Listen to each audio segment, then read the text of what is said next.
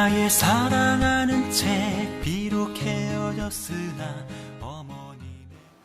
또 어려서부터 성경을 알았나니 성경은 능히 너로 하여금 그리스도 예수 안에 있는 믿음으로 말미암아 구원에 이르는 지혜가 있게 하느니라.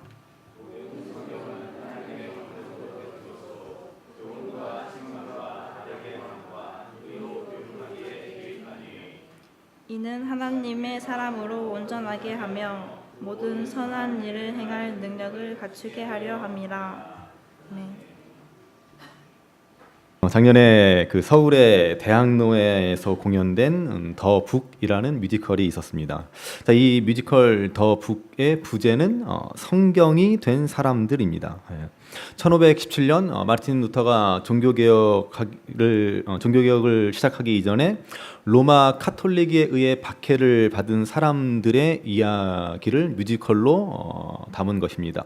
자, 그들이 그 카톨릭에 의해 박해를 받은 이유는 정말로 놀랍게도 성경을 전한다는 이유 때문이었습니다. 그 대표적인 사람이 영국의 종교개혁자인 존 위클리프라는 사람입니다. 그는 성경을 누구보다도 사랑하는 사람으로서 성경을 열심히 읽는 중에 카톨릭의 잘못을 깨닫고 카톨릭의 잘못을 비판하면서 성경을 영어로 번역하기 시작합니다. 그때까지 성경은 오직 로마인들의 언어인 라틴어로만 기록되어 있었습니다. 그래서 라틴어를 모르는 사람들은 성경을 읽을 수가 없었습니다.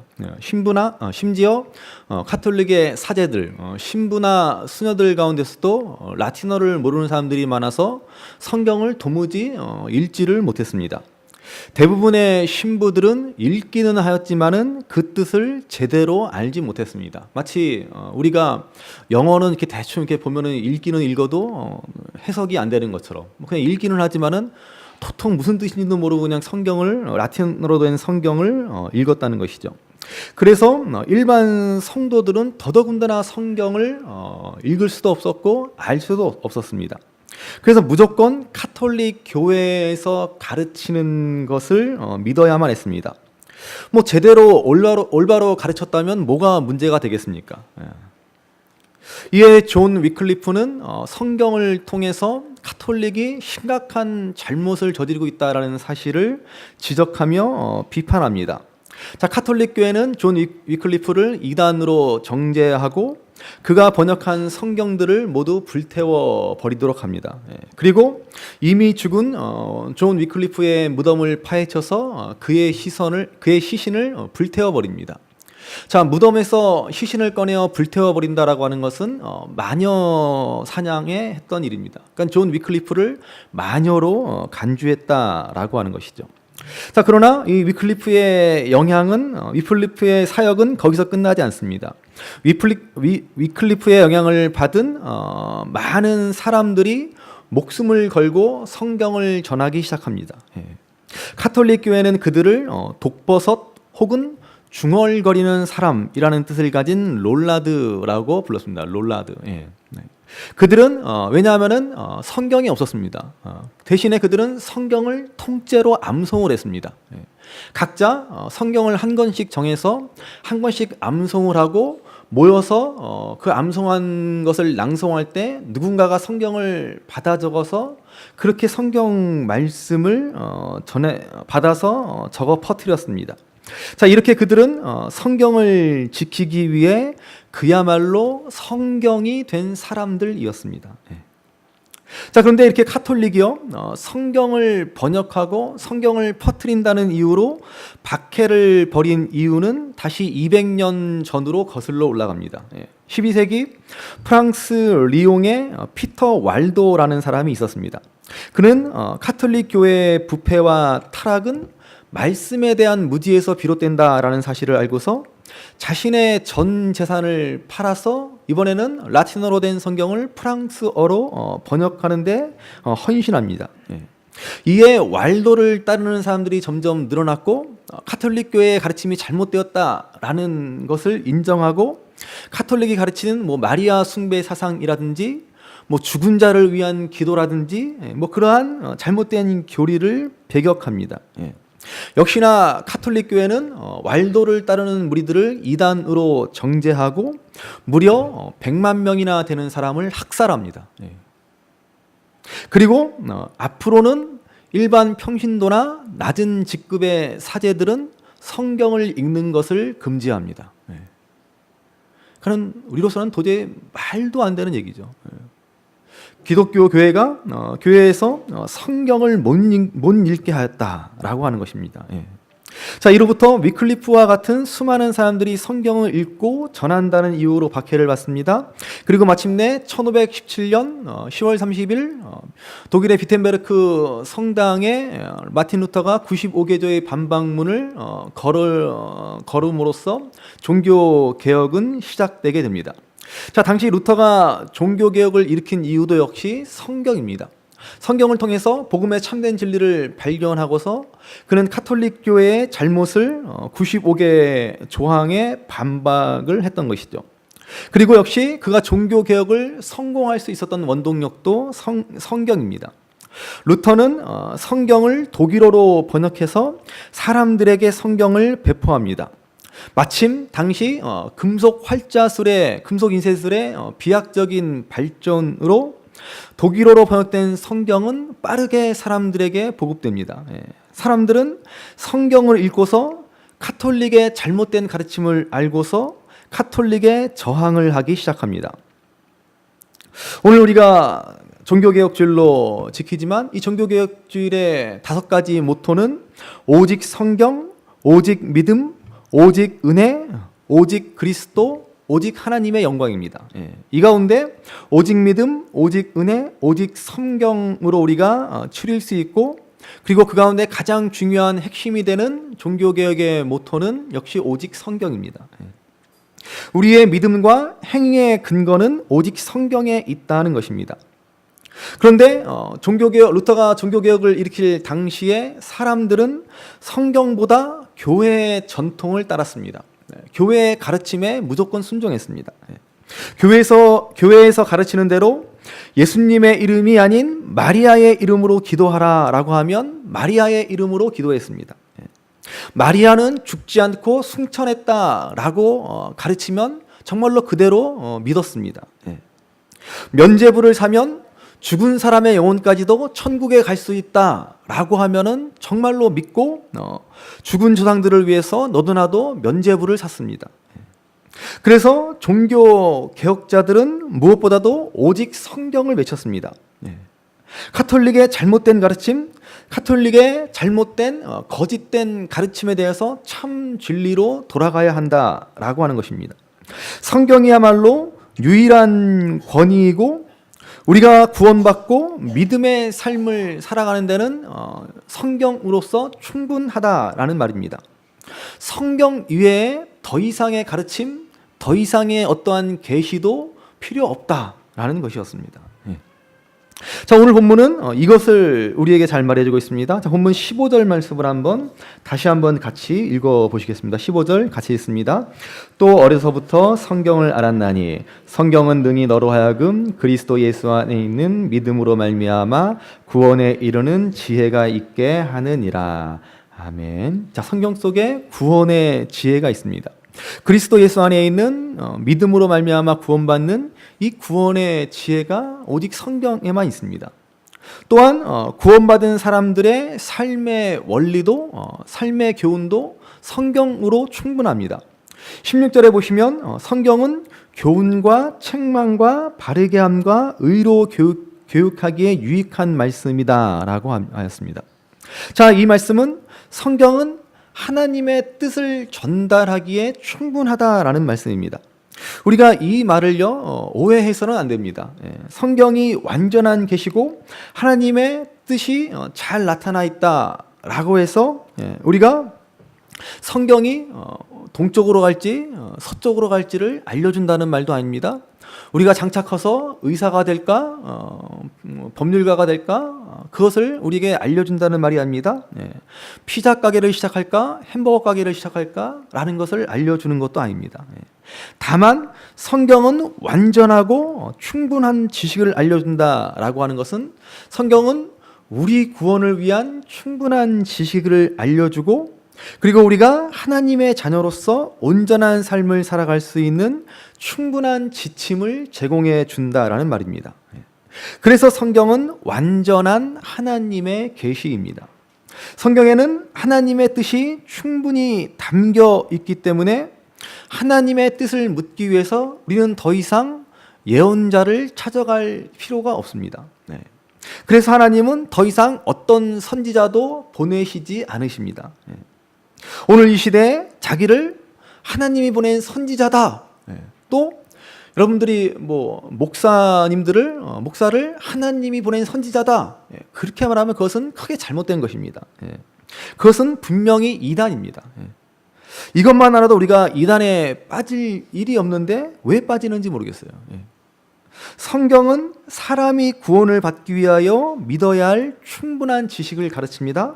그리고 성경은 구원받은 사람이 어떻게 해야 할지를 충분히 알려주고 있습니다. 그런데 로마 카톨릭은 충분하지 않다 그랬습니다. 물론 카톨릭도 성경이 하나님의 말씀임을 부인하지는 않습니다. 그런데 우리와 다른 것이 있습니다. 바로 성경의 권위에 대한 문제입니다. 우리는 성경은 하나님 말씀으로서 성경 그 자체에 권위가 있다 그럽니다. 그런데 로마 카톨릭은 성경이 권위가 있는 것은 교회가 성경의 권위를 인정했기 때문이다라고 말합니다. 그러니까 무슨 말이에요? 카톨릭 교회의 결정을 성경보다 더 높은 권위에 두고 있는 것입니다.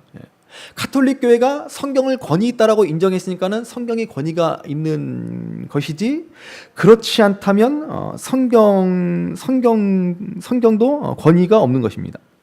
그래서 로마 교황청의 결정은 성경보다 더 높은 권위를 갖습니다. 마리아에게 기도하는 것이 예수님에게 기도하는 것보다 더 효과가 있다라고 하는 전혀 터무니없는 말을 해도 그것이고 로마 카톨릭 교회의 신앙의 표준이 됩니다. 성경의 진리와는 전혀 상관없이. 제가 예전에 한 성당에 구경 갔다가 거기 있는 기도문을 보고 정말 그야말로 깜놀해서 사진을 찍어 왔습니다. 여러분들 보여드리려고. 그 예수님의 순환 묵상을 하는 기도문인데 마지막에 보십시오. 뭐라고 써 있습니까? 너무 작아서 잘 안 보이시나요? 뭐라고 있습니까? 밑에 보면 어머니여 청하오니, 그러면서 예수님에게 기도하는 하다가 마지막에 어머니여 청하오니, 여기서 마리아에게 기도하고 끝이래요. 이런 식입니다.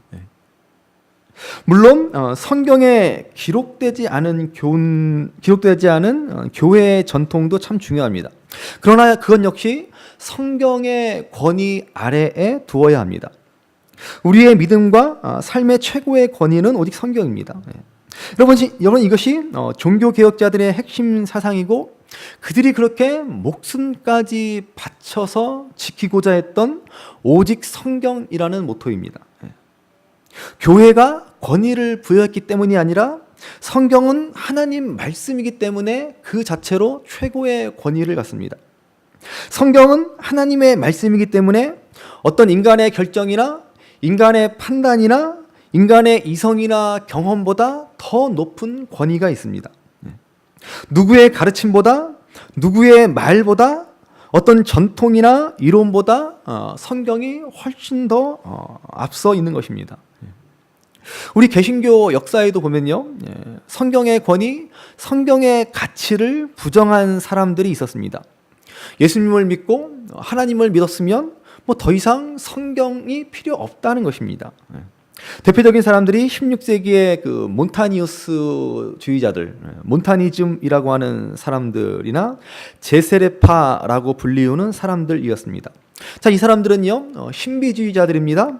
그래서 그들은 성경 말씀보다 성령께서 내 마음에 직접 말씀해 주시는 내적 광명이 더 중요하다 그랬습니다. 이제 구원받았으니까 성경 말씀 골치 아프게 그거 굳이 알 필요 없고, 성령께서 내 마음에 주시는 그 생각, 그 마음이 더 중요하다. 지금도 이렇게 비슷한 주장을 하는 분들이 많죠. 성경 말씀 외에서 그래서 다른 데서 하나님의 뜻을 찾고 하나님의 뜻을 물으려고 합니다. 예. 로마 카톨릭도 마찬가지입니다. 그들은 성경의 중요성도 인정하지만 성경의 절대적인 필요성을 인정하지 않습니다.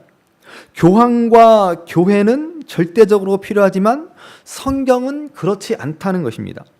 성경의 유익을 부정하지는 않지만 그러나 자기들은 성경보다 더 높고 큰 권위를 가진 그리스도의 대리자로서 교황이 있다 그랬습니다. 예. 그래서 그들은 심지어요 교황 무오설까지도 주장합니다. 교황에게는 오류가 없다는 것입니다. 교황의 말은 무조건 옳다는 것입니다. 이렇게 성경보다 교회의 권위, 교황의 권위, 그들의 제도와 그들의 전통을 더욱 앞세웠습니다. 물론 그 중에는 좋은 전통, 아름다운 전통도 있습니다. 문제는 전통을 절대 진리화 시켰다라는 것입니다. 성경으로 검증해서 잘못된 전통이라면 반드시 바꿔야 합니다.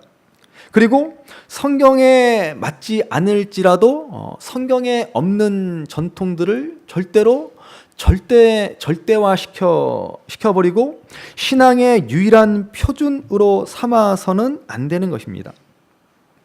여러분, 오늘날 우리 교회 안에도요 이러한 전통들이 있습니다. 그런 것들은요 우리가 과감하게 바꿀 수 있어야 합니다.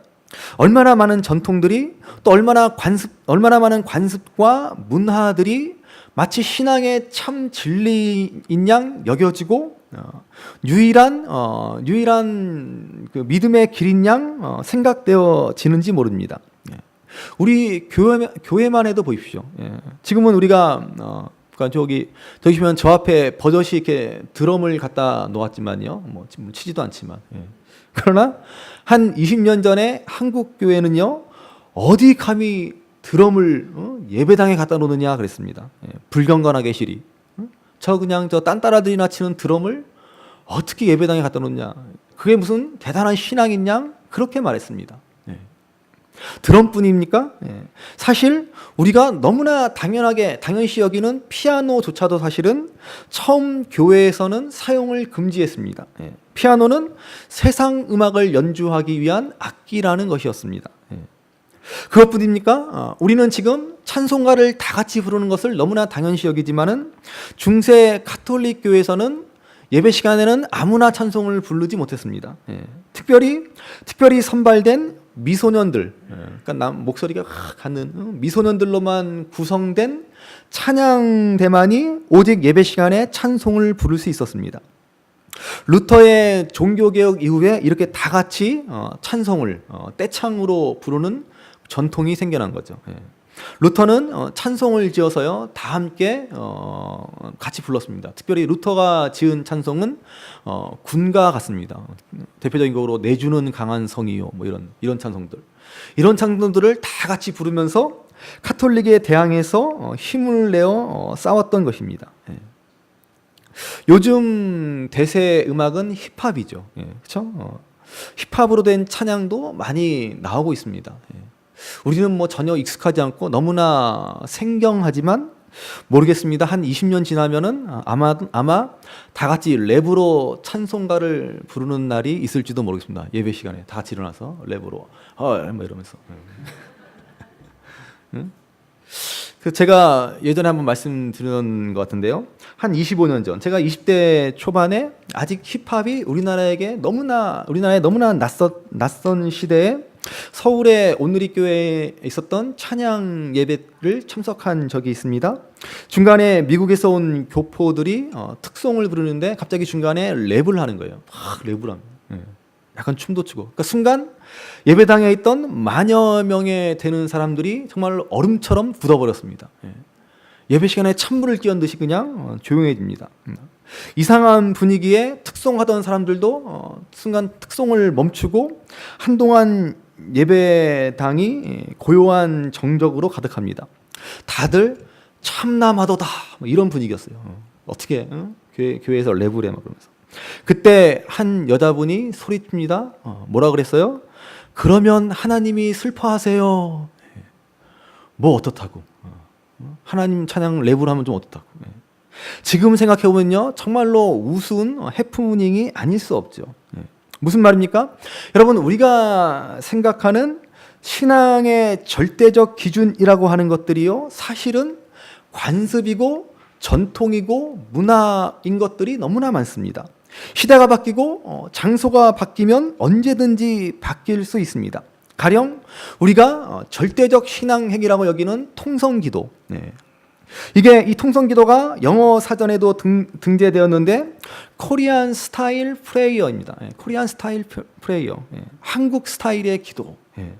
그러니까요, 우리는 통성으로 기도해야 뭔가 좀 기도 좀 한 것 같고 성령의 뜨거운 임재 가운데 기도를 한 것 같다라고 생각하지만 그건 우리나라 사람들만의 생각이라는 것입니다. 외국 사람들은 한국 사람들은 저렇게 기도하는구나. 그들은 다르다는 거죠. 아무튼 그렇습니다. 유일한 권위는 뭐예요? 말씀밖에 없습니다. 무엇이든지 말씀에 근거하지 않은 전통들, 문화들, 관습들은 시대가 바뀌고 환경이 바뀌면 얼마든지 달라질 수 있습니다. 그런데 그러한 것들을 절대시하고 그것만이 유일한 신앙의 표준이라고 주장하고 꼭 그래야 된다라고 말하고 그렇지 않은 사람들에 대해서 정죄합니다.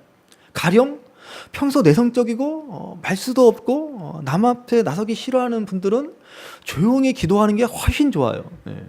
조용히 고요한 가운데 기도하는 것이 훨씬 더 기도가 잘 됩니다. 근데 너는 왜 통성으로 기도하지 않냐고.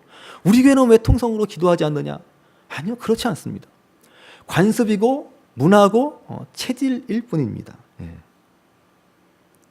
우리는 이러한 일들, 심지어 말씀에 어긋난 것들, 말씀에 맞지 않는 것들을 신앙이라고 당연히 여기는 그러한 관습들을 끊임없이 개혁해 나아가야 하는 것입니다. 그래서 우리가 속한 장로교회는 개혁교회의 일원입니다. 여러분, 우리는 개혁교회입니다. 개혁교회. 이 개혁교회를요, 영어로 리폼드 처치라고 그러죠. 리폼 처치. 그러나 이것도 잘못된 표현이라고 합니다. 리폼드 처치가 아니라 리포밍 처치라고 해야 한다라고 말합니다. 우리는 이미 개혁된, 개혁이 끝난 교회가 아니라 계속해서 개혁해 가야 하는 교회다라는 말입니다. 말씀에 근거해서 잘못된 신앙, 잘못된 관습은 우리가 벗어버리고 우리가 과감하게 끊어버리고 계속해서 말씀으로 돌아가야 하는 리포밍 처치라는 것입니다. 또한 여러분, 우리 개신교인을 영어로 프로테스탄트라고 합니다. 프로테스탄트. 무슨 뜻입니까? 저항하는 자들입니다. 저항하는 자들. 여러분, 우리는 저항하는 자들입니다. 잘못된 권위, 잘못된 종교 전통에 우리는 말씀을 가지고 저항해야 하는 사람들입니다. 이것이 바로 종교개혁자들이 주장한 오직 성경입니다. 주중에 제가 그 알쓸 신잡이라는 그 텔레비전 프로그램을 보고 너무 좋은 내용이어서 여러분들 좀 같이 봤으면 좋겠다 싶어서 어저께 막 짧게 편집해서 막 하다가 오늘 설교가 너무 길어가지고 그냥 생략하고 장면만 하나 띄웠습니다. 그래서 나온 얘기 중에 하나가 뭐냐면은 저기 보시는 대로 순종적인 사람들이 나쁜 짓도 잘 순종한다라는 말입니다. 참 아이러니한 일이죠. 순종적인 착한 사람들, 선량한 사람들은 착하게 살아야 할 것 같은데, 착하게 사는 것 같은데, 워낙에 선량한 사람들, 착한 사람들은 권위 있는 사람들이 와서 뭔가를 시키면 원래 말을 잘 들었기 때문에 나쁜 짓도 그냥 한다는 거예요. 착하고 순진한 사람들이 오히려 악한 일에 쉽게 빠져버리고 만다는 것입니다. 이게 뭡니까? 잘못된 권위에 맹종하기 때문에 벌어지는 일입니다. 우리 한국교회는요, 순종을 강조하고 순종을 신앙의 최우선 덕목으로 말합니다. 물론 맞습니다. 신앙은 순종이어야 합니다. 그런데 가만히 들여다보면 말씀에 대한 순종을 말하기보다는 목사님한테 순종하라고 말합니다. 말씀에 순종하라고 말하면서 말씀을 전하는 지한테 순종하라고 그러는 거예요. 그렇죠? 부패한 중세 카톨릭 교회하고 다를 게 뭐가 있습니까? 그래서 혹자는 그래요. 카톨릭은 그나마 교황이 단 한 명뿐이지만은 우리 개신교는 교회마다 교황이 있다 그럽니다. 예. 얼마나 이게 좀 우픈 현실입니까? 예? 물론 저처럼 그렇지 않은 훌륭한 목사님들도 좀 있죠. 예. 이렇게 잘난 척 한번 하고. 예. 예. 근데 가만 보니까는 이건 목사님들만의 문제가 아닙니다. 성도들이요 목사님들을 그렇게 만듭니다. 예. 오늘도 어김없이 등장하는 명성교회 김사만 씨. 예. 아니 김사만 씨 없었으면 설교 어떻게 했을까 몰라. 예. 고마워. 그 사람만의 잘못이겠습니까? 그렇게 주위에서 목사를 맹종하는, 목사를 받들어 섬기는 사람들이 있기 때문에 그렇게 된 것입니다. 예. 권위에 대한 지나친 맹종입니다. 예. 그러므로 우리는 성경만이 유일한 권위이고 오직 성경에 근거해서 생각하고 판단해야 합니다. 성경보다 더 큰 권위를 주장하거나 성경과 어긋나는 전통을 주장할 때 우리는 과감하게 저항해야 합니다. 우리는 리폼 처치가 아니라 리포밍 처치이고요. 또한 우리는 프로테스탄트입니다. 저항하는 자들입니다. 이것이 바로 오직 성경이라고 하는 우리 신앙의 가장 중요한 덕목입니다. 그런데 문제는요, 정말 문제는 뭐냐면요, 모른다는 겁니다. 모른다는 거예요. 뭘 몰라요? 뭘 모릅니까?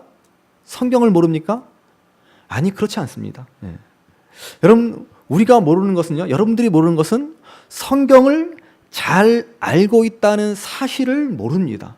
다들 신앙생활 20년, 30년 평생을 해와도 성경 앞에만 서면 왜 이렇게 작아지시는지, 성경은 너무 어려워, 나는 성경 잘 몰라. 아니요, 여러분, 그렇지 않습니다.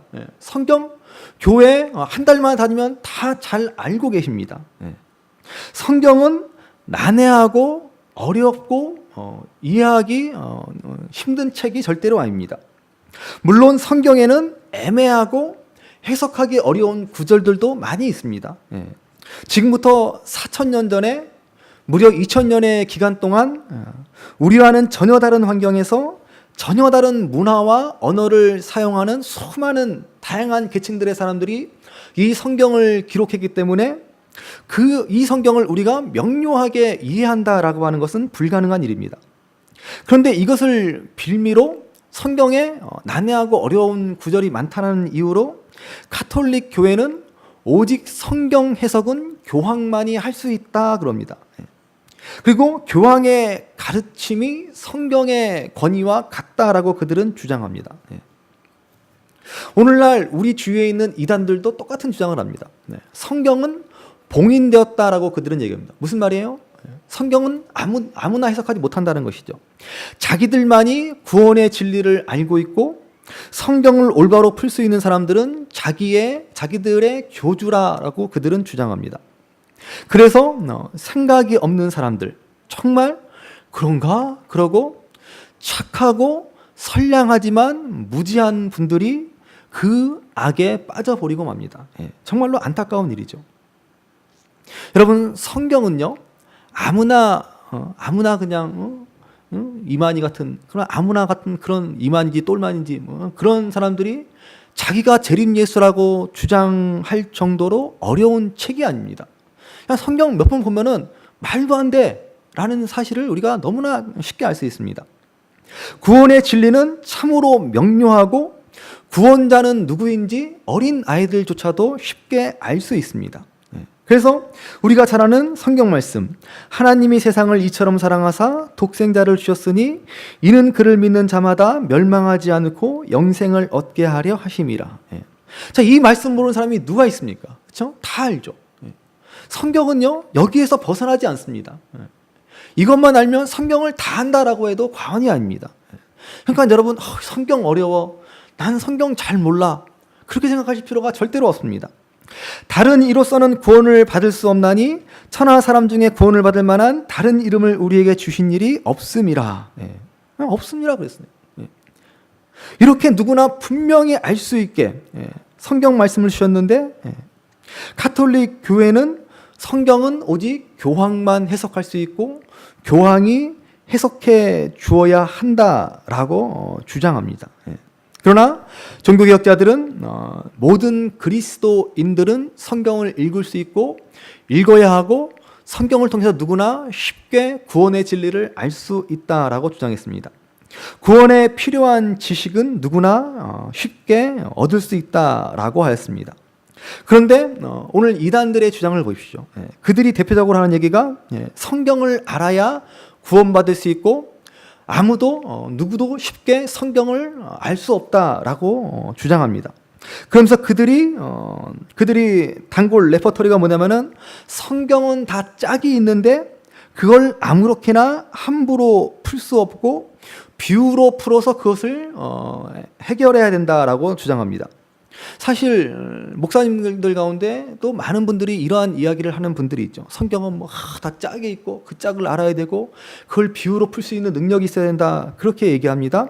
그러면서 그들이 내세우는 구절이 이사야 34장 16절입니다.